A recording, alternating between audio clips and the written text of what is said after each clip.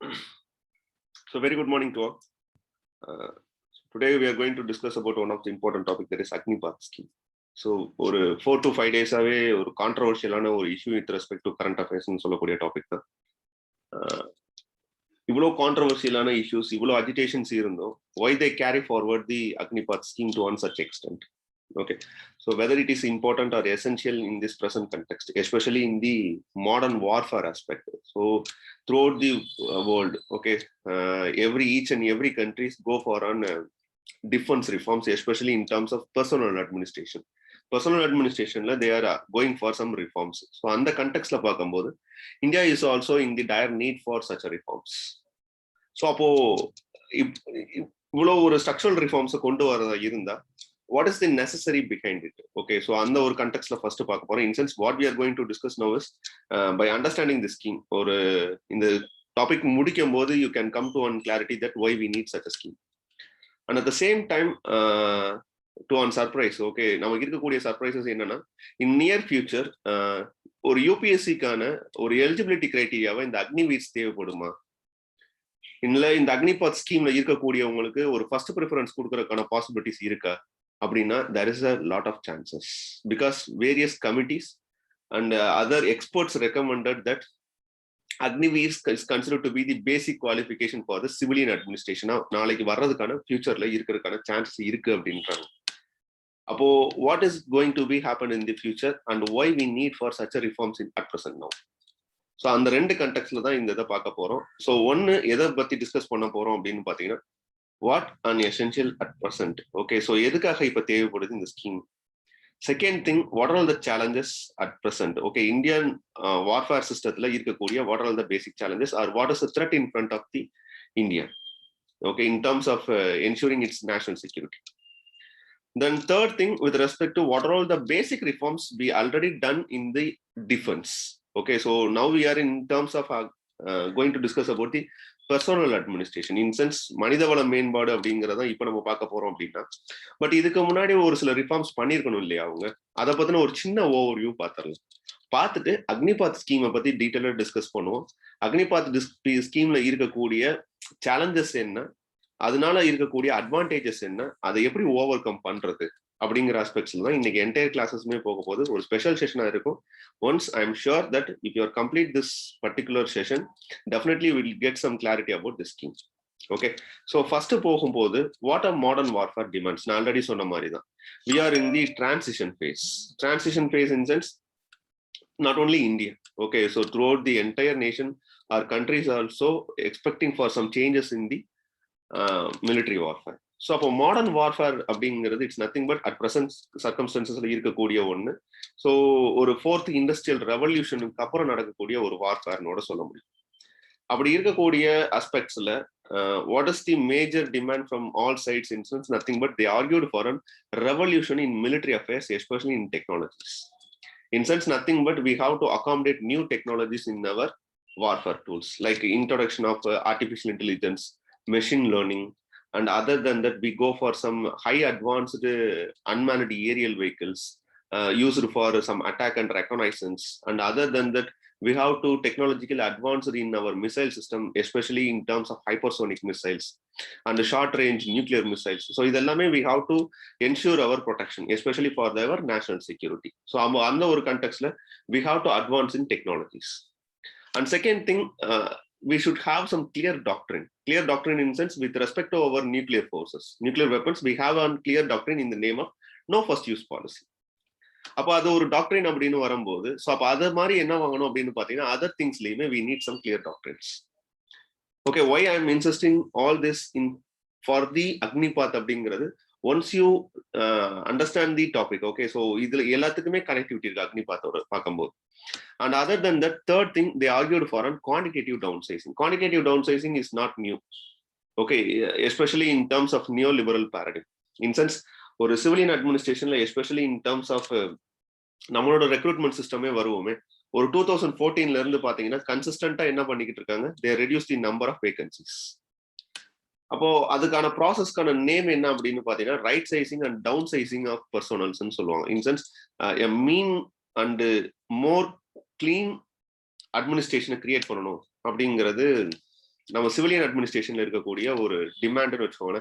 Such a same demand was demanded from the side of the military aspects also, because ஒரு industrial reforms ஆகும்போது when we introduced for fourth industrial revolution, there is a shortage, there is a demand for the less number of peoples. Okay, so எதுக்காக அப்படின்னா for technological advancement. So அதே demand தான் எங்க தேவைப்படுது அப்படின்னு பாத்தீங்கன்னா இன் டர்ம்ஸ் ஆஃப் டிஃபென்ஸ்லயுமே தேவைப்படுது. அதை ஃபோர்த் பாயிண்ட் மூலமா நான் சப்ஸ்டான்ஷியேட் பண்ண ட்ரை பண்றேன். இன் sense nothing but throughout the global nations, all strategists, especially military experts, stated that instead of maintaining the expensive recruiting system, training and retaining the employees or soldiers, instead of that we have to go for some technological solutions in place of where there is any low risk areas. Low risk areas in sense India having a border with in Pakistan and China, okay, but not all places are considered to be a threat. Okay, some places like a line of actual control and a line of LOC. Okay, so in the rendu the LAC and LOC are the major threat for the Indian borders. So adanala da most of the areas were secured by border security force and some places only handled by army units. அப்படி இருக்கக்கூடிய அந்த low risk ஏரியாஸ்ல we go for some technological solutions. In sense nothing but some ultra smart corridorனு சொல்றோம் இல்லையா, இல்ல ultra smart fencing மெக்கானிசம்னு சொல்றோம் இல்லையா. So ultra modern fencing mechanism அப்படிங்கிறது there is no any full-fledged member for surveillance. Instead of that you fix some ultra modern IR or cameras, you can fix it over there, or you can use some unmanned aerial vehicles over there to protect those zones. And in case of any threat, in case of any issues with that particular area, means such areas only required for a mean and lean conventional force for deterrence. In sense some manpower should be required at those areas, so we should not want to maintain such a large forces for the maintenance of national security. This is an advice from the major various experts. And at the same time we have to ensure our upgrade our intelligence, surveillance and reconnaissance capability. So it is a long-term demand from the side of the military experts. Then sixth one, we have to ensure on a highly capability of wage network centric warfare. In sense nothing but we have to highly equipped for overcome the challenges of cyber warfare. So it is a modern warfare mechanism. Okay, so 2 to 3 days 2 days before, or yes, Home Minister in his particular meeting stated that India is capable of handling any types of cyber warfare. And even our national security advisor in many meetings and many forums, he stated that cyber warfare is considered to be the more threat at this situation. And at the same time we have to go for a reliance on coalition warfare. In sense nothing but we have to accommodate more number of theater commands. Theater commands are nothing but some one unique person, they are in one's head, who can control over three forces. In sense nothing but army, navy and air force னு சொல்றோம் இல்லையா. இந்த மூணு ஃபோர்ஸஸையுமே command பண்ணக்கூடிய அளவுக்கு in terms of geographically, for example Andaman and Nicobar theater command ஒன்னு இருக்கு. அந்த ஏரியால in case of any issues means one particular person who can control over the army, navy and the air force, he can command and guide and he can insist the three forces to join together and defend our nation or upon any persons. So such a things was not effective in terms of Kargil. So on the Kargil warfare la irukக்கூடிய பிரச்சனை என்னவாச்சு அப்படினு பாத்தீங்கன்னா there is a misunderstanding or miscommunication between the three forces. அது especially air force and ஆர்மிக்கு இருக்கக்கூடியதுனால we lost some things அப்படிங்கறத understand பண்றதுனால we go for a coalition warfare mechanism அப்படின்னு சொல்றாங்க. And we have to adopt some rapid deployment and rapid reaction force. In sense we have to form some offensive forces like what practiced in China and the European Union. They especially trained some forces for their offensive strategies. Okay, then in terms of high sophisticated modern warfare tools, we need some high technological threshold persons. So who are in uniforms? In sense, they will have to be technically skilled. Okay, so to handle the modern warfare tools. Okay, in terms of handling the artificial intelligence tools, machine learning, இதெல்லாம் நீங்க equip பண்ணனும் அப்படினா quantum computing mechanisms இதெல்லாம் நீங்க equip பண்ணனும்னா you need some skilled personalities. And at the same time we have to reduce the non-planned expenditure and we have to strengthen our warfare mechanism. In sense, our military by using more modern technologies, such a more modern technologies required for a huge budget. Okay, so அப்போ இது எல்லாமே என்னன்னு பார்த்தீங்கன்னா ஒரு global கண்டெக்ஸ்ட்ல இருக்கக்கூடிய modern warfare demand இதுவா இருக்கு. அப்போ இந்தியாவுக்கு இருக்கக்கூடிய லிமிடேஷன்ஸ் என்ன, இதெல்லாம் கம்பேர் பண்ணும்போது இந்தியா இன்னைக்கு இருக்கக்கூடிய face what it is facing means such as challenges are here. Okay, one is nothing but we are having some two front war issue. Okay, one, we are all having two in war. Okay, rendu side me we are done on war. Okay, so Pakistan side threat irukku, China side threat irukku. So that's why our former chief defense services officer, okay, Bipin Rawat, very insistently he stated that we are ready or capable for the two side war or two front war ku we are capable அப்படினு சொல்லி அடிக்கடி நீங்க சொல்ல கேள்விப்பட்டிருப்பீங்க. அது என்ன அப்படினு பாத்தீங்கன்னா we have to face the two side war. Very recently Galwan Valley dispute, recent over 2 years back. அப்ப இந்த two side modern warfare threat நீங்க பார்க்கணும்னா both the countries are nuclear deterrent countries, and very recently China is advanced in hypersonic missile system, and you know what is the challenges in the line of actual control. So அப்படி இருக்கக்கூடிய ஒரு contextல we have to create an highly equipped modern warfare mechanisms. And at the same time இதெல்லாம் state ஆக்டர்ஸ்னால ஆகக்கூடிய பிரச்சனை எது இந்த வார் அப்படிங்கிறதுலாம். நான் ஸ்டேட் ஆக்டர்ஸ்னால ஆகக்கூடிய விஷயங்கள் அப்படின்னு பார்த்தீங்கன்னா all because of Pakistan it stated that they are sponsoring foreign proxy wars, okay, by using their non-state political actors. And at the same time even we are having some challenges in the fundamentalist terrorism, nothing but ISIS or Al-Qaeda or other forces. Okay, so அதையும் நம்ம balance பண்ணியாகணும். And at the same time not only in the border areas but also we are having some challenges in the Indian Ocean too. So Indian Ocean lime some challenges இருக்கு in terms of in the name of string of pearls, China having some military bases in the Indian Ocean region. Such a things also we have to focus. Diplomatic side பண்ணிக்கிட்டு தான் இருக்கும் through by means of Operation Malabar or Quad Summit, இந்த மாதிரி actions மூலமா தென் iron curtain டாக்டரின் மூலமா we are doing some reforms or we take some initiatives to protect the Indo-Pacific regions. It's something different. But in terms of military warfare side, we have to equip on ourselves. We have to create more number of nuclear submarines. We have to create more ships. So இதுக்கெல்லாம் நமக்கு என்ன தேவைப்படுது அப்படின்னு பார்த்தீங்கன்னா amount தேவைப்படுது. இதுக்கும் அக்னிபாத்துக்கு என்ன சம்பந்தம் அப்படின்னா wait and watch. Okay, and at the same time we have to face on cyber warfare threat. So cyber warfare threat is most critical threat at present, and we have to overcome the challenges of advanced unmanned aerial vehicles, what very recently used in many war foods. Okay, so Russia Ukraine war la இந்த unmanned aerial vehicle oda issues ரொம்ப அதிகமா இருக்கு. Then with respect to many recent warfares, so இங்க எல்லாத்துலயுமே என்ன use பண்றாங்கன்னா UAV vehicles use பண்றாங்க. Then short range nuclear missiles face பண்ணணும், hypersonic missile threats overcome பண்ணியானும். இதெல்லாம் challenges in front of us. அப்ப இதெல்லாம் overcome பண்றதுக்கு we need some reforms இல்லையா, we need some structural reforms to overcome these challenges. அப்போ இதை overcome பண்றதுக்கு we have certain reforming mechanisms. So இதுக்கு முன்னாடி after 2014ல இருந்து what are all the things we done for in terms of defense reforms அப்படின்னு பாத்தீங்கன்னா அதுக்கு முன்னாடி okay, so Kargil committee recommendations பார்த்தேன் இல்ல, இதுக்கு முன்னாடி அதை பார்த்துட்டு தானே இதுக்கப்புறம் வரும்.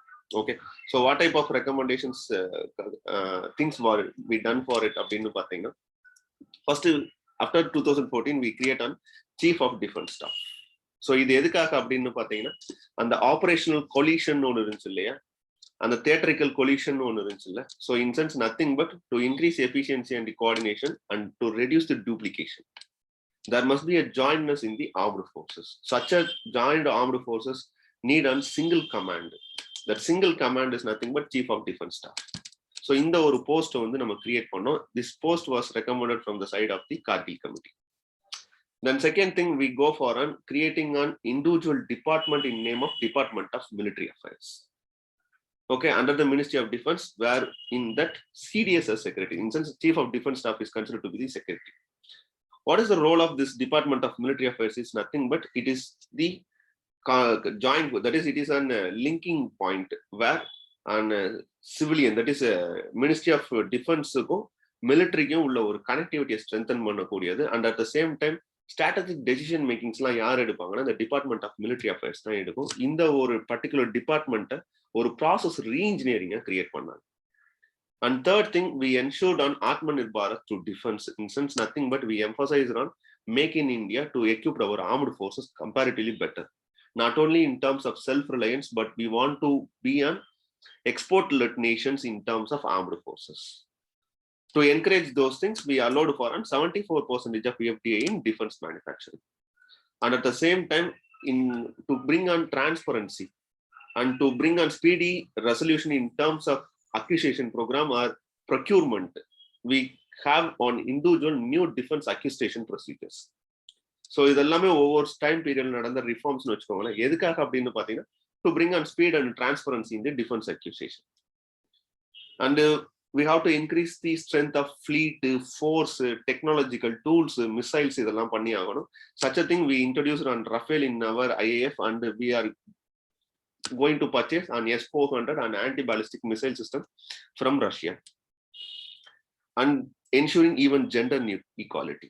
So gender equality in sense nothing but we opened on permanent commission for staff selection commission in women's officers, and we are introduced on new pilots in the Indian Air Force of women pilots. Okay, then other than that, we are introducing and reforming defense research and development in 5 different places. Okay, especially artificial intelligence unit in Bengaluru, asymmetric warfare technology in Kolkata, cognitive sensor technology in Chennai, smart material technology in Hyderabad, quantum technology in Mumbai. இதெல்லாம் தான் modern warfare. இதெல்லாம் தான் use பண்ணி you can able to overcome the challenges of cyber threat. Okay, and at the same time, we are involving more number of humanitarian and disaster assistance in terms of Vande Bharat Express, then INS Kesari, which provide COVID-19 tools and support aid and tools to the island nations. Then creating theater command, and already சொன்ன மாதிரி an integrated theater command. So இது எல்லாம் பண்ணியிருக்கோம். Okay, so defence reforms எல்லாமே பண்ணியிருக்கோம். எதை base பண்ணி அப்படின்னு பார்த்தீங்கன்னா Kargil committee recommendations and Shekatkar committee recommendations அப்படின்னு ஒரு 2 committee, major committee recommendations with respect to defence. We have to use this committee recommendations in your answers. Okay, so அப்போ அவங்க என்ன இன் டர்ம்ஸ் ஆஃப் பர்சனல் அட்மினிஸ்ட்ரேஷன்ல ரெக்கமெண்டேஷன்ஸ் கொடுத்துருக்க முடியும் அப்படின்னா அவங்க கொடுத்த ரெக்கமெண்டேஷன் இதுதான். Kargil committee recommended that reduce the average age of soldiers. Okay, so இப்போ நீங்க அண்டர்ஸ்டாண்ட் பண்ண முடியும். So the Agnipath scheme argued for a maximum 26 years of age. Okay, இதுக்கு முன்னாடி 32 years இருந்துச்சு, இப்போ 26 years of age குள்ள கொண்டு வந்துட்டாங்க. So nothing but எப்படி நம்ம UPSC சொல்றோம் இல்லையா, catch them young, அதே சேம் ஃபார்முலா தான் here also they have adopted catch them young. Okay, so they need an young army aspirants. Okay, so that's why they started their recruitment service in the age of 17 and they closed that in the age of 21. There is a relaxation 2 years at present in the ஒரு வருஷத்துக்கு மட்டும். அப்போ first recommendation is nothing but Kargil committee recommended for and reduce the average age of the soldiers. And the second thing, it argued for an integrated manpower policy. Integrated manpower policy in sense nothing but we have to join the forces of armed paramilitary and central police forces. It is also in the recommendation. It is also in the consideration process. And third recommendation is the army must be young and fit at all times. Okay, so they stated that instead of 17 years of color service, now if they are appointed as an army soldiers or jawans, they have a tenure of 17 years. Okay, but due to this Agnipath scheme, only you can able to be in the service for 4 years as a short-term service.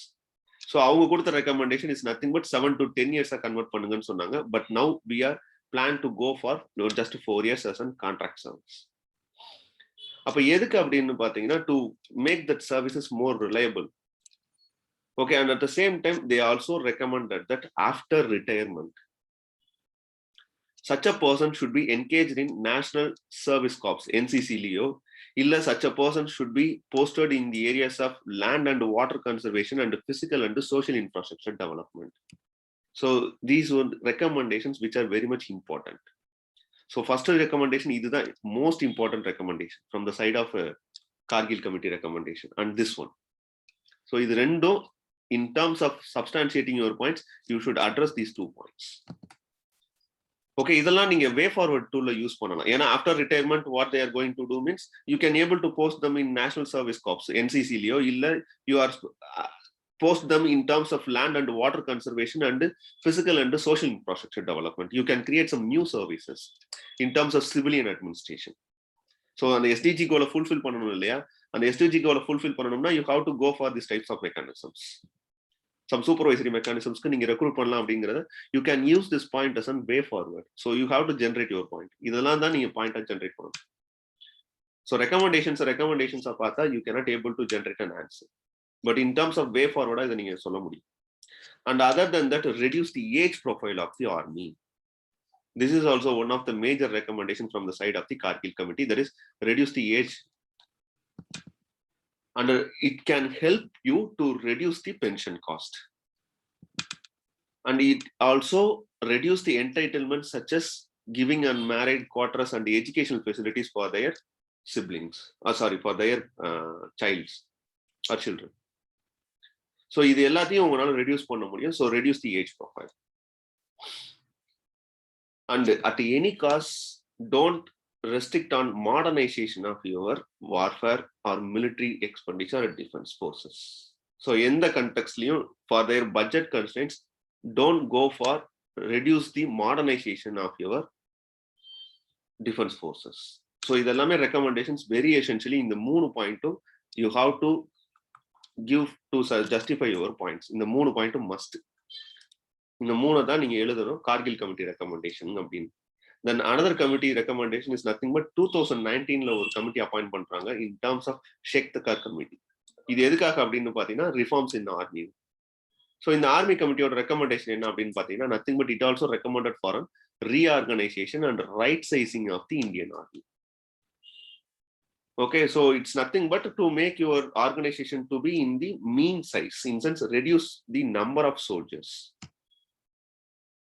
And the meantime, increase the expenditure in terms of technological advancement. So that's the right way to address the key challenges in your modern warfare system. இது அவங்க கொடுத்தது. So அதே போல 2020ல before during at the time of corona period, okay, so Indian Army, okay, go for on a tour of duty scheme. Okay, nothing but they try to recruit the youth for 3 years. So in the Agnipath scheme அப்படிங்கிறது it is a rechristened or regenerated tour of duty scheme தான் சொல்றாங்க. So இதுக்கு முன்னாடியே இந்த proposal இருந்துச்சு 2020லேயே, but இம்ப்ளிமெண்டேஷனுக்கு வர்றதுக்கு முன்னாடியே there is an issue in the corona pandemic situation. அப்ப இதை ரீகிறிஸ்டைன்ட் இன் சென்ஸ் ரீஸ்ட்ரக்சர் பண்ணி they add some new initiatives into it and they extend the period for 4 years. அப்போ ரீசன் ஃபார் ஸ்ட்ரக்சரல் ரிஃபார்ம்ஸ் என்னன்னு தெரிஞ்சிருச்சு. நம்ம ஒண்ணு அந்த மாடர்ன் வார்ஃபேர் இஷ்யூஸை ஓவர் கம் பண்ணி ஆகணும், அட்ரஸ் பண்ணி ஆகணும். இன்னொன்னு இந்தியாவுக்கு இருக்கக்கூடிய இஷ்யூஸை நம்ம ஓவர் கம் பண்றதுக்கான சேலஞ்சஸ் என்னங்கிறது தெரிஞ்சிருச்சு. அண்ட் கமிட்டி ரெக்கமெண்டேஷன்ஸ் என்ன சொல்றாங்கிறது நமக்கு தெரிஞ்சிருச்சு. இப்ப அடுத்து நம்ம எதுக்குள்ள போனோம் அப்படின்னா what is meant by Agnipath scheme. Okay, so அப்போ அக்னிபாத் ஸ்கீம் அப்படிங்கிறது it is nothing but and recruitment reform. Okay, personnel அட்மினிஸ்ட்ரேஷன்ல ரெக்ரூட்மெண்ட்ல it is considered to be one of the structural reforms. ஒரு கிட்டத்தட்ட ஒரு கார்ன்வாலிஸ் இன்ட்ரடியூஸ் பண்ண ஒரு ஆர்மி ரிஃபார்ம்ஸ்க்கு அப்புறம் அந்த ரெக்ரூட்மெண்ட் ப்ராசஸ் கிட்டத்தட்ட ஒரு 225 இயர்ஸா கன்டினியூஸ் ஆகிட்டு இருந்த ஒரு ப்ராசஸ்ல they bring an some reform. Okay, so Agnipath scheme is nothing but Agnipath அப்படிங்கிறது நெருப்பு பாதை. ஓகே, ஸோ அதுல அக்னி வீர்ஸ் அப்படிங்கிறது சோல்ஜர்ஸ். ஓகே, ஸோ இவங்களை என்ன பண்றாங்க அப்படின்னு பாத்தீங்கன்னா ரெக்ரூட் பண்றாங்க for their short term service. Short term services in sense instead of அந்த 17 years ஆஃப் சர்வீசஸ் பதில they are only going to serve for the Indian army for 4 years. They are going to recruit some 1.25 lakhs of peoples அப்படிங்கிறது இப்போ 40 to 45,000 peoples recruit பண்றாங்கன்னு வச்சுக்கோங்களேன். அந்த recruit பண்ணக்கூடிய பர்சன்ஸோட டென்யூர்னு பார்த்தா in sense எவ்வளவு நாள் அவங்க ஆர்மில ஒர்க் பண்ண முடியும் அப்படின்னா 4 years ஒர்க் பண்ண முடியும். 75% ஆஃப் பீப்புள்ஸ்க்கு என்ன பண்ணுவாங்கன்னா ஒரு அமௌண்ட் சம் அமௌண்ட்டை கொடுத்து அவங்களுக்கு என்ன பண்ணிடுவாங்கன்னா they relieve from the services. Remaining 25% of peoples என்ன பண்றாங்கன்னா they will put in the service for their further exemption. Okay, அப்போ it's an short term services. Okay, short term service in sense nothing but it is an contractualisation of சர்வீசஸ்னோட சொல்றாங்க. In sense instead of ஒரு 17 years of சர்வீசஸ்க்கு பதில 4 years of tenure மட்டும் இவங்க இதுக்குள்ள fix பண்றாங்க. Okay, எதுக்காக அப்படின்னு பாத்தீங்கன்னா அந்த மாடர்ன் வார்ஃபேர் கொடுத்த ரெக்கமெண்டேஷனையும் நோட் பண்ணுங்க, கார்கில் கமிட்டி கொடுத்த ரெக்கமெண்டேஷனையும் நோட் பண்ணுங்க. அதோட நீச்சியா தான் இது இருக்கும், இன்சென்ஸ் எக்ஸ்டென்ஷனா தான் இருக்கும். Nothing but such a transformative initiative will provide on youthful profile to the army. அங்க அதுதானே சொன்னாங்க, catch them young. So catch them young, and at the same time that such a concerned person should be tech savvy and modern. So modern tech savvy, they will give some training for them to handle the advanced tools and warfare tools. But சொல்றாங்க, but எந்த அளவுக்கு இதுல சாத்தியம் இருக்கு அப்படிங்கறத பின்னாடி discuss பண்ணலாம். Eligibility அப்படிங்கிறது number of vacancies overall 1.25 lakhs இப்போ இருக்கிறது. ஏஜ் லிமிட் என்ன சொல்றாங்கன்னா 17.5 years to 21 years. எக்ஸம்ஷன்ஸ் என்ன அப்படின்னு பாத்தீங்கன்னா இந்த வருஷம் மட்டும் ரெக்ரூட் பண்ணக்கூடிய பர்சன்ஸ்க்கு 23 years. எதுக்காக அப்படின்னு பாத்தீங்கன்னா அந்த கொரோனானால ஒரு 2 years ஆஃப் பேக்லாக் இருக்கு இல்லையா, அதை ஓவர் கம் பண்றதுக்காண்டி 23 years எக்ஸ்டென்ஷன் கொடுக்குறாங்க. ஜெண்டர் அப்படின்னா gender both male and female. இப்படி எழுதிட்டீங்கன்னா இந்த பாயிண்ட் ரொம்ப ஏதோ ஒரு ஸ்ட்ராட்டஜிக்கா இருக்கும், இன்சென்ஸ் ரொம்ப ஒரு ரா ஃபேக்டா இருக்கும். இப்ப நீங்க சப்ஸ்டான்சியேட் பண்ணி கொஞ்சம் இந்த ஸ்கீமை ஜஸ்டிஃபை பண்ணி எழுதணும்னா nothing but the scheme ensures gender equality அப்படின்னு போட்டீங்கன்னா சாதாரண ஒரு விஷயம் தான். பட் இந்த இடத்துல என்ஷூர் ஜெண்டர் ஈக்குவாலிட்டின்னு போடும்போது இது ஒரு ஆடட் வேல்யூவா உங்களுக்கு மாறும். ஓகே, ஸோ எலிஜிபிலிட்டி கிரைட்டீரியால ஜென்ரல் டியூட்டிக்கான எலிஜிபிலிட்டி கிரைட்டீரியா அப்படிங்கிறது நீங்க 10th முடிச்சிருந்தா போதும். ஓகே, ஜென்ரல் டியூட்டி அப்படிங்கிறது 40% மார்க்ஸ் இன் அக்ரிகேட் டோட்டலா, நோ பர்சன்டேஜ் ரெக்வயர்டு, ஹையர் குவாலிஃபிகேஷனுக்கு தேவையில்லை. இப்போ நீங்க ஒரு 12th முடிச்சிருந்தா அதெல்லாம் தேவையில்லைன்னு வச்சுக்கோங்க. இதே இது நீங்க டெக்னிக்கல் டியூட்டில உங்களை பிளேஸ் பண்றாங்க அப்படின்னா நீங்க 12th முடிச்சிருக்கணும். இன் பிசிக்ஸோ கெமிஸ்ட்ரியோ மேக்ஸோ இங்கிலீஷ்லயோ நீங்க என்ன பண்ணிருக்கணும்னா ஒரு 10+ இன்டர்மீடியட் லெவல் எக்ஸாம்ஸை நீங்க கம்ப்ளீட் பண்ணிருக்கணும். அண்ட் அதர் தென் தட் எப்பயுமே ஒரு ரெக்ரூட்மெண்ட் போகுது அப்படின்னா ரெஜிமெண்ட் பேசிஸ் ரெக்ரூட்மெண்ட் இருக்கும். In sense Jat recruitment, then Sikh regiment recruitment, Gorkha rifles recruitment, இந்த மாதிரி ரெக்ரூட்மெண்ட் வந்து ரெஜிமெண்ட் பேஸ்ட் ரெக்ரூட்மெண்டா இருக்கும். இப்போ என்னன்னா ரெஜிமெண்ட் பேஸ்ட் ரெக்ரூட்மெண்ட் சிஸ்டம் கிடையாது, all India all class basis தான். In sense if a concerned person is recruited in some particular place of that country means he can place at any regiment. So எந்த ரெஜிமெண்ட்ல வேணாலும் place பண்ணலாம். So all India all class basis ரெஜிமெண்ட்டை எடுத்துக்கிறாங்க. Regiment basis of recruitment சிஸ்டத்தை cancel பண்றாங்க in sense இந்த particular இதுல. பட் கொடுத்த ஸ்டேட்மெண்ட் படி இப்போ வரைக்கும் ரெஜிமெண்ட் எதுவும் நம்ம டிஸ்டர்ப் பண்றதா இல்லை அப்படிங்கிற மாதிரி சொல்லியிருக்காங்க. ஓகே, ஸோ அந்த ரெஜிமெண்ட் சிஸ்டம்ங்கிறது இல்லாம இப்போ என்ன பண்றாங்கன்னா ஆல் இந்தியா ஆல் கிளாஸ் பேசிஸ்ல பண்றாங்க. இதுதான் எலிஜிபிலிட்டி கிரைட்டீரியா. ஸோ இதுக்கு முன்னாடி என்ன இருந்துச்சு அப்படின்னு பாத்தீங்கன்னா 17 years ஆஃப் சர்வீசஸ் இருந்துச்சு, இப்போ 4 years ஆஃப் சர்வீசஸ் தான். ஓகே, ஸோ இதுக்கு முன்னாடி 26 years வரைக்கும் நீங்க இதுக்கு போகலாம். பட் இப்போ என்னன்னா மினிமம் 21 yearsக்குள்ளேயே நீங்க முடிச்சிடலாம். ஓகே, ஸோ 10th + 2 இதுலலாம் ஒன்றும் சேஞ்சஸ் கிடையாது. ஸோ எக்ஸாம் கண்டக்டிங் மெக்கானிசம் எல்லாமே சேமா தான் இருக்க போகுது. பே ஸ்கேல் என்ன கொடுக்குறாங்க அப்படின்னு பாத்தீங்கன்னா ஃபர்ஸ்ட் இயர் ஓகே ஒரு 30,000, அதுக்கப்புறம் 33,000, 36,500, 40,000. இதுதான் 4th year நீங்க வெளியே வரும்போது உங்களுக்கு இருக்கக்கூடிய சேலரி. பட் டேக் ஹோம் எவ்வளோன்னு பாத்தீங்கன்னா 21, 23,100, 25,580, 28,000.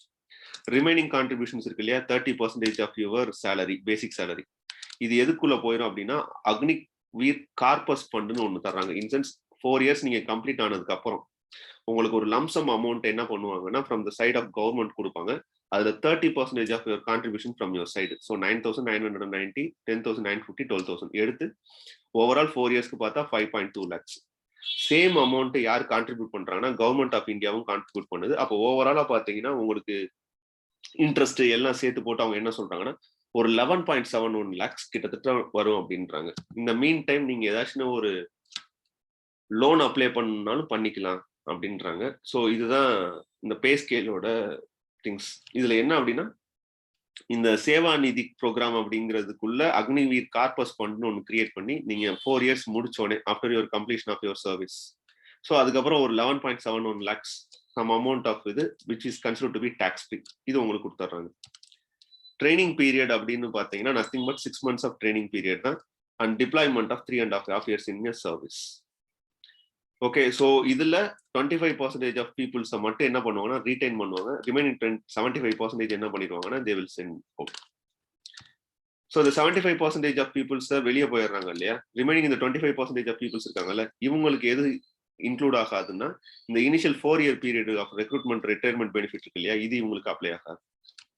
ஸோ இந்த 25% ஆஃப் பர்சன்ஸ் எப்படி ரீடைன் பண்றோம் அப்படிங்கிறதுலாம் இன்னும் அதை பத்தி எது டீடைல்ஸும் கிடையாது.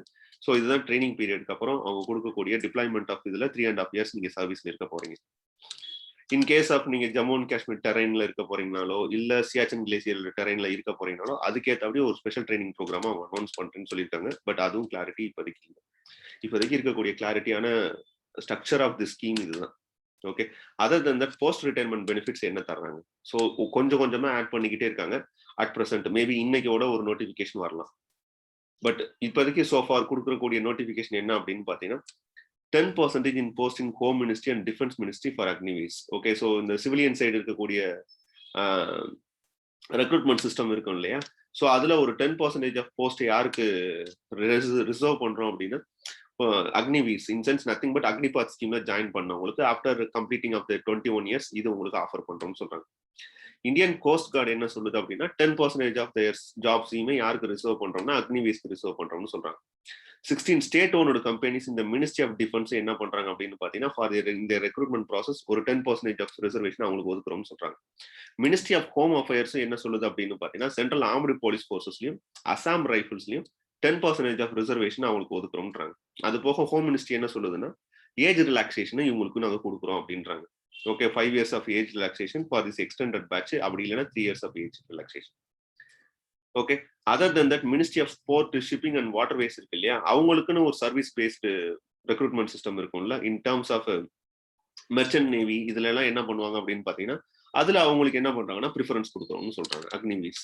ஓகே, ஸோ அது போக யூனியன் மினிஸ்ட்ரி ஆஃப் எஜுகேஷன் என்ன சொல்றாங்கன்னா இந்த ஒரு 4 years ஆஃப் டென்யூர் இருக்குல்ல, இந்த டென்யூருக்கு நாங்க என்ன பண்றோம் அப்படின்னு பாத்தீங்கன்னா அவங்களுக்கு ஒரு 3 years special technical education course ஒன்று அண்டர் கிராஜுவேட் லெவல்ல ப்ரிஃபர் பண்றோம். இன் sense nothing but you can get an UG certificate after your 4 years of completion of the thing. Through from that UG certificate, you can apply for the PG degree. So அதை வச்சுட்டு நீங்க PG டிகிரிக்கு apply பண்ண முடியும். So அது ஒன்று offer பண்றாங்க. Then some of the states like Madhya Pradesh, Uttar Pradesh, Haryana இவங்கெல்லாம் என்ன சொல்றாங்கன்னா ஸ்டேட் போலீஸ் சர்வீஸ்ல அவங்களுக்கான ஸ்பெஷல் ப்ரிஃபரன்ஸ் கொடுக்குறோம்னு சொல்றாங்க. அதர் தென் தட் சிவிலியன் அட்மினிஸ்ட்ரேஷன்லயுமே அவங்களுக்கான ஸ்பெஷல் ப்ரிஃபரன்ஸ் தரோம்னு சொல்றாங்க.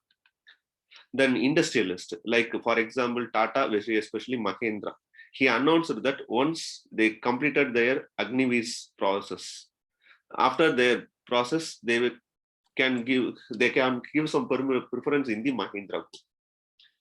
And in case after your retirement, in terms of 4 years completing of your services, if you want any bank loan assistance, means you are giving a preference, first preference.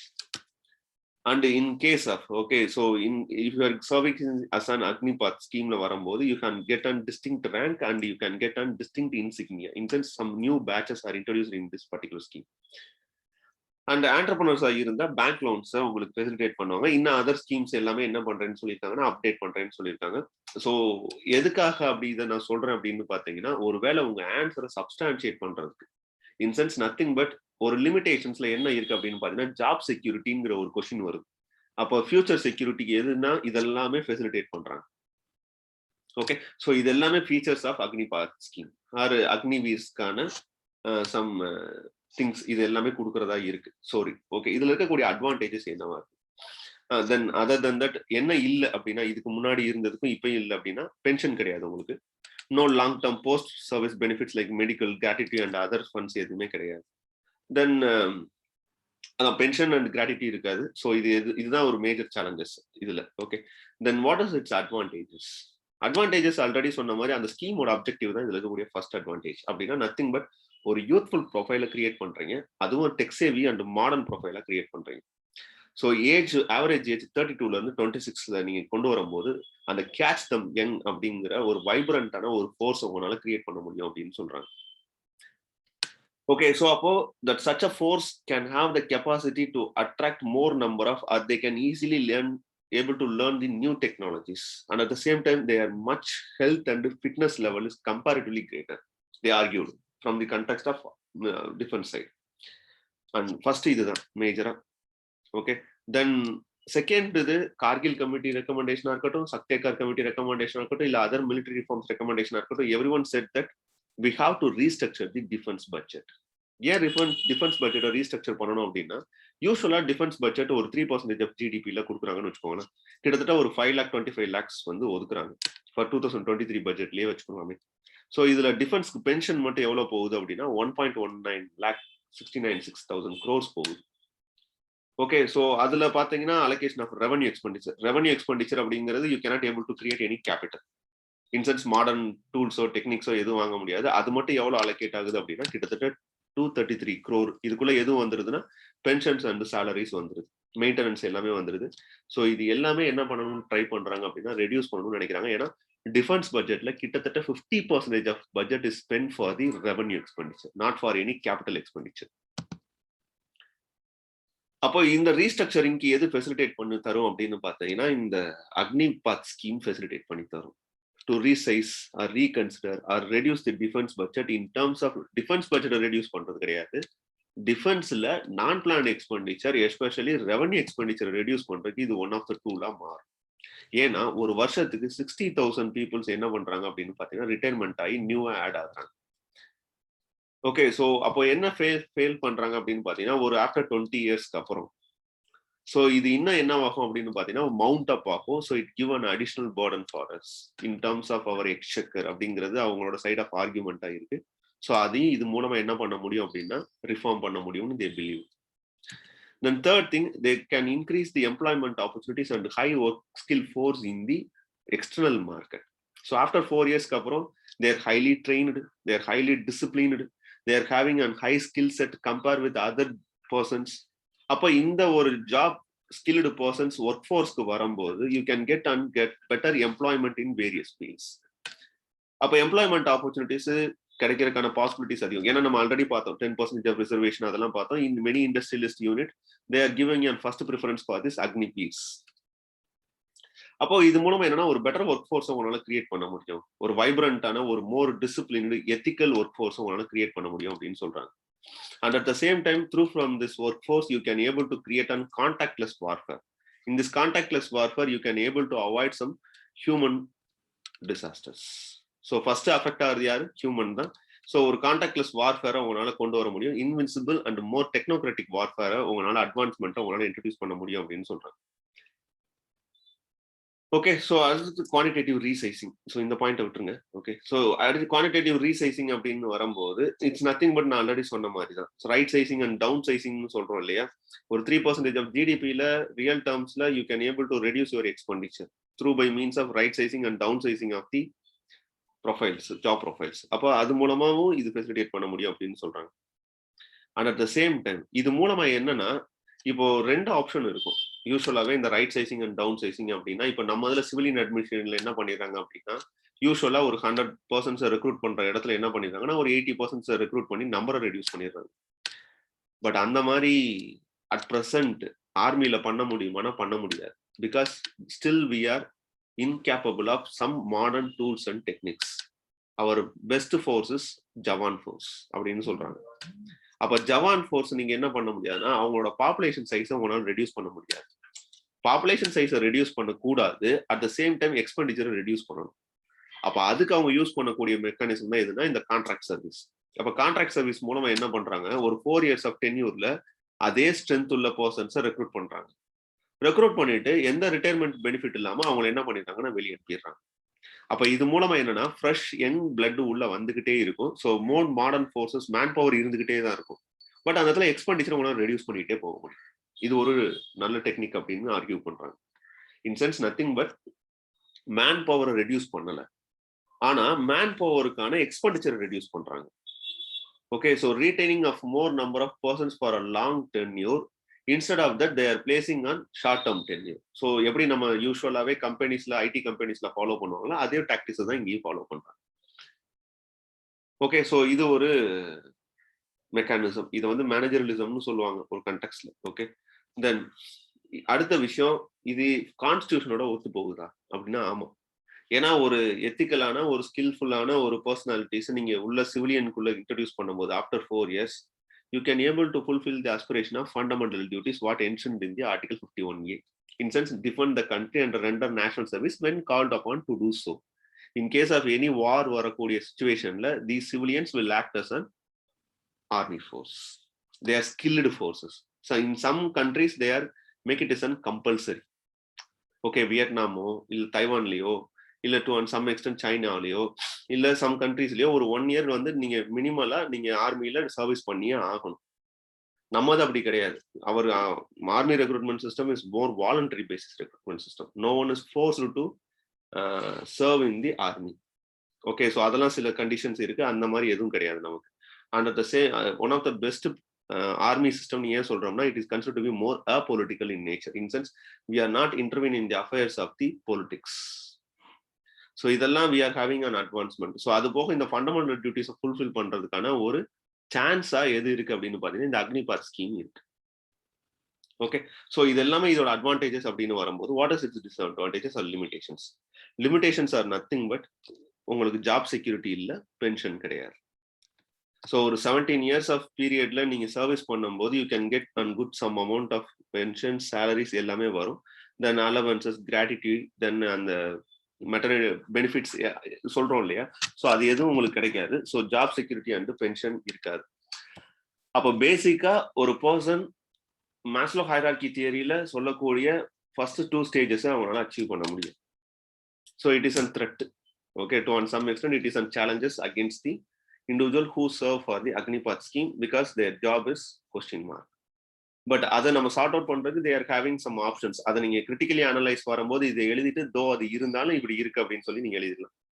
Then second thing, contractualization of armed forces. What practiced in the industries? இண்டஸ்ட்ரீஸ்ல யூஸ்வலா இப்போ என்ன இருக்கு, 70% of work forces எங்க இருந்து வர்றாங்கன்னா contractual labours தான். அதே மாதிரி சிஸ்டத்தை நீங்க எங்க இன்ட்ரடியூஸ் பண்றீங்கன்னா இன் டர்ம்ஸ் ஆஃப் ஆர்மியில் இன்ட்ரடியூஸ் பண்றீங்க. So it is to on some extent it is an double edged sword. என்ன ரீசன் அப்படின்னா contractualisation will not create an sentiment or coordination. அப்போ அந்த ப்ராக்டிஸ் என்ன ஆகுது அப்படின்னு பாத்தீங்கன்னா what your practice in industries and gig workers. அவ்வளவுதான். ஒரு கிக் ஒர்க்கர்ஸ்க்கு இருக்கக்கூடிய இதுதான். ஒரு ஓலா, ஸ்விக்கில வேலை பார்க்கக்கூடியவங்களுக்கு என்ன ஜாப் செக்யூரிட்டி, என்ன ஒரு சென்டிமெண்ட் டுவர்ட்ஸ் தட் கம்பெனி இருக்குமோ அதுதான் ஆர்ம்டு ஃபோர்ஸஸ்க்கு இருக்கக்கூடிய சான்சஸ் இருக்குன்னு சொல்றாங்க. But some argument says that Indian forces are not trained in such a way. We are more patriotic than other countries. Okay, so Indian armed services having a certain ethos which is comparatively too advanced in terms of patriotism with other countries ன்னு சொல்றாங்க.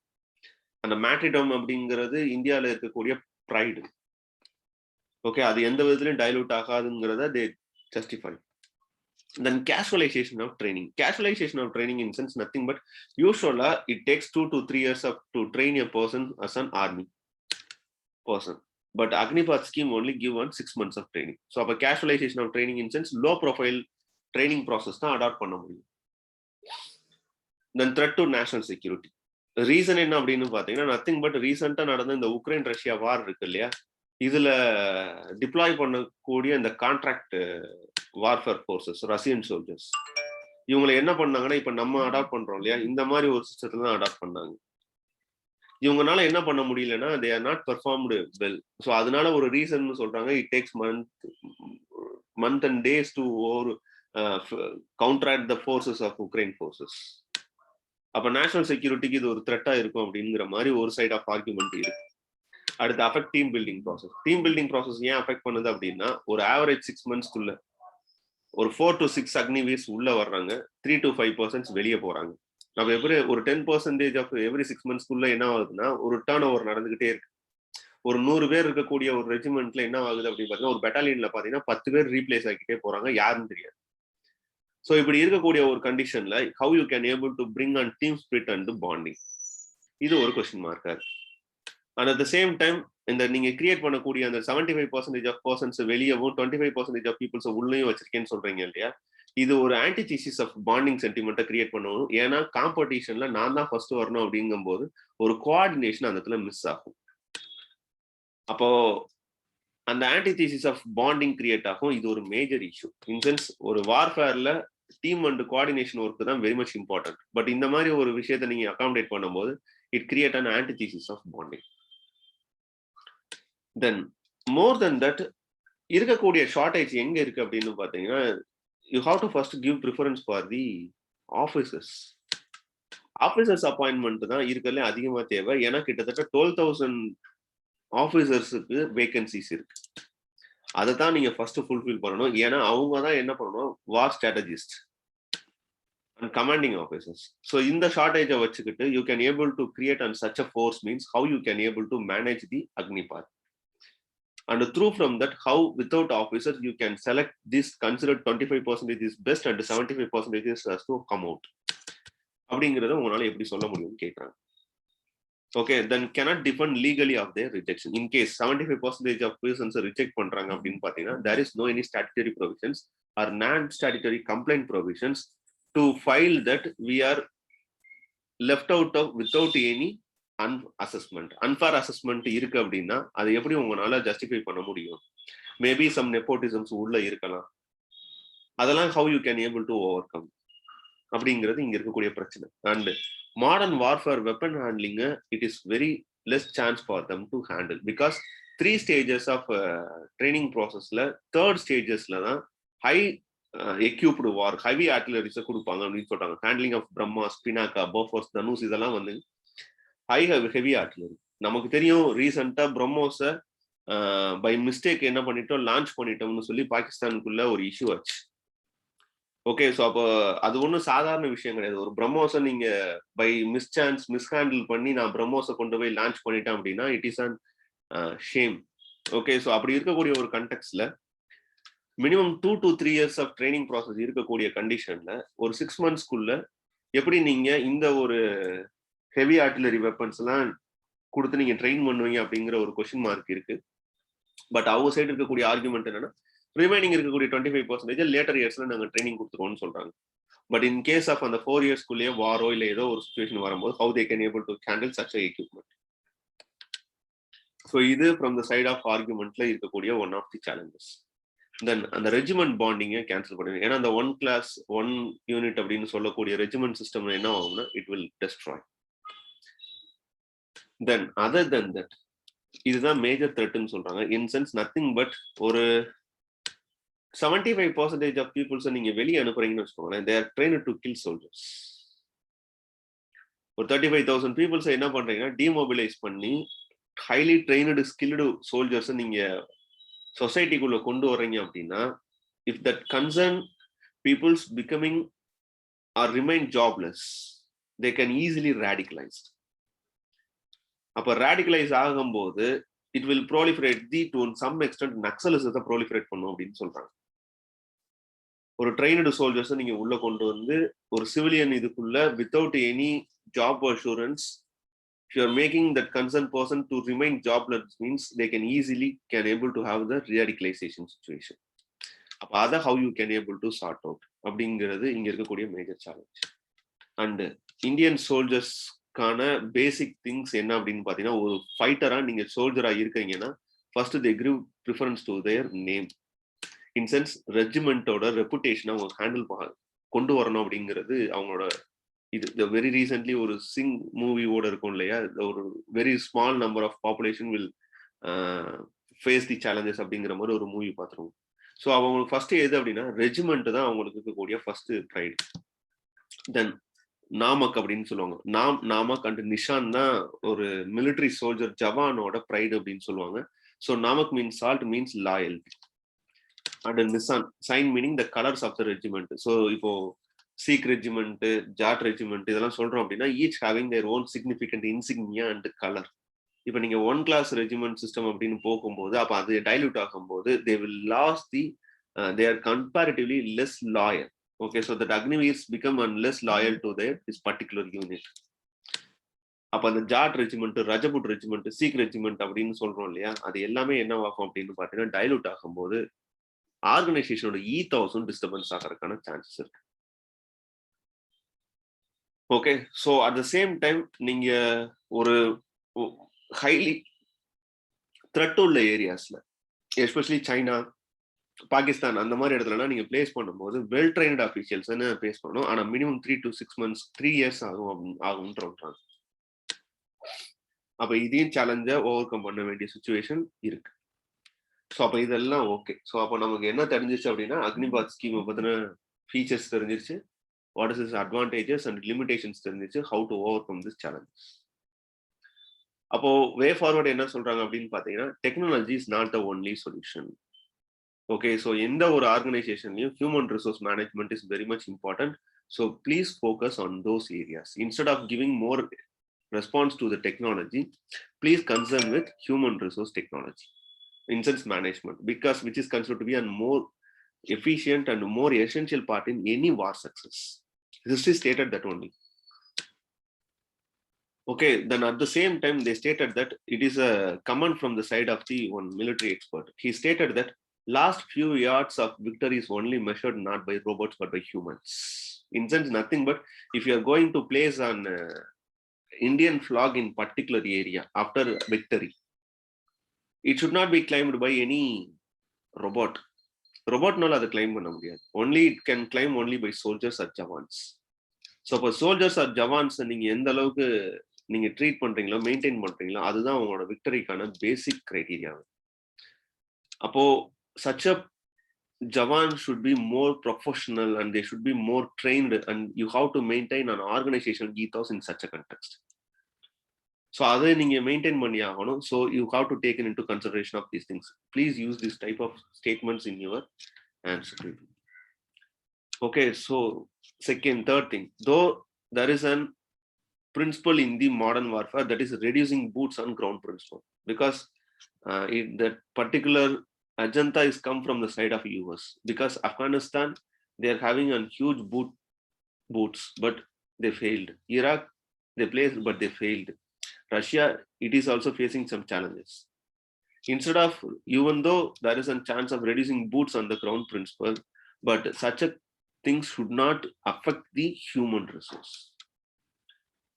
Then you know what 1857 first war of independence stated, or history repeats itself அப்படிங்கிற மாதிரி ஆயிடக்கூடாது. Because our soldiers are deeply rooted with village farming and societal groupings. In such a context, you should not frame your policies without understanding the various social and the ecological aspects of that particular unit. So அதையும் நீங்க கொண்டு வரணும். And before taking such a strategic policy, you have to consult with many war experts or military experts or even some policy makers, civil policy makers. இவங்களோடையும் you have to take into consideration. அப்படி பண்ணியிருந்தா இப்படி ஒரு issue வர்றதுக்கான chances நம்ம avoid பண்ணிருக்கோம். தென் இதுதான் condition. Okay, so இப்போ என்ன சொல்றாங்க அப்படின்னு பார்த்தீங்கன்னா, in terms of central government recruitment சிஸ்டத்தில் they recommended that minimum there is an qualification for or compulsory for all aspirants to have a military service. So இது மூலமா they believed that they can reduce the expenditure cost of our training process. So central armed police ஃபோர்ஸஸ்லையோ இல்லை Indian forest சர்வீஸ்லயோ, Indian administrative சர்வீஸ்லயோ, Indian police சர்வீஸ்லயோ, இல்ல other paramilitary ஃபோர்ஸஸ்லயோ please give some preference for தி அக்னிவீர்ஸ். இது மூலமா என்ன கண்ட்ரோல் பண்ண முடியும் அப்படின்னு பாத்தீங்கன்னா, நெப்போட்டிசம் குறைக்க முடியும்னு சொல்றாங்க, ரெட்டிபிசம் ஓவர் கம் பண்ண முடியும்னு சொல்றாங்க.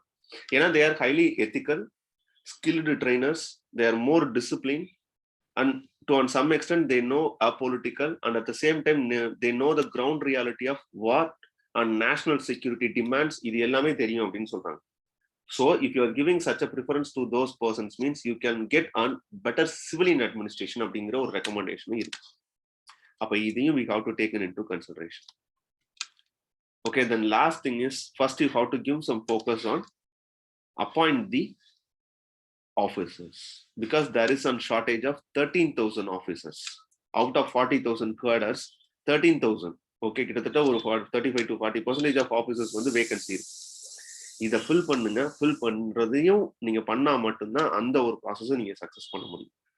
அப்போ இதுதான் சோஃபார் என்னன்னா அக்னிபாத்ல இருக்கக்கூடிய ஃபீச்சர்ஸ், அதனால ஆகக்கூடிய அட்வான்டேஜஸ், அதனால ஆகக்கூடிய லிமிடேஷன்ஸ், அதை ஓவர் கம் பண்றதுக்கான வே ஃபார்வர்ட் டூல் இதுதான். ஸோ இதுக்கப்புறம் in case of any further additions or changes in the Agnipath scheme means in later classes I will update it. So hope இது உங்களுக்கு ஓரளவுக்கு அண்டர்ஸ்டாண்டபிளா இருக்கும். It will give some clarity for you. So இதை read பண்ணிட்டு இனி future course of current affairs உங்களால் read பண்ணும்போது இன்னும் கிளியரோட அண்டர்ஸ்டாண்ட் பண்ண முடியும்னு நினைக்கிறேன். ஓகே, ஸோ இதோட இந்த பர்டிகுலர் கிளாஸஸ் நம்ம வைண்ட் அப் பண்ணுவோம். ஸோ இதுவுமே ஒரு சில பேர் நீங்க டிமாண்ட் பண்ணீங்க அக்னிபாத் ஸ்கீம் எடுத்து கொடுங்கன்னு சொல்லி எடுத்தாச்சு. இதுக்கப்புறமும் ஃபர்தரா உங்களுக்கு ஏதாச்சும் ஸ்கீம்ஸோ இல்லை வேற ஏதாவது கரண்ட் அஃபேர்ஸ் டாபிக் எடுக்கணும்னாலும் அதை பத்தின டீடைல்ஸ் ஏதாச்சும் வேணும்னா கமெண்ட் பாக்ஸ்ல போஸ்ட் பண்ணுங்க. ஃபர்தர் வேற ஏதாச்சும் டவுட்ஸ் இதுல இருந்தாலுமே கமெண்ட் பாக்ஸ்ல போஸ்ட் பண்ணுங்க. I will answer for your comments. Okay, so within this I'm going to wind up this session. Very thanks for you all to watch this one. Okay, very thank you for all.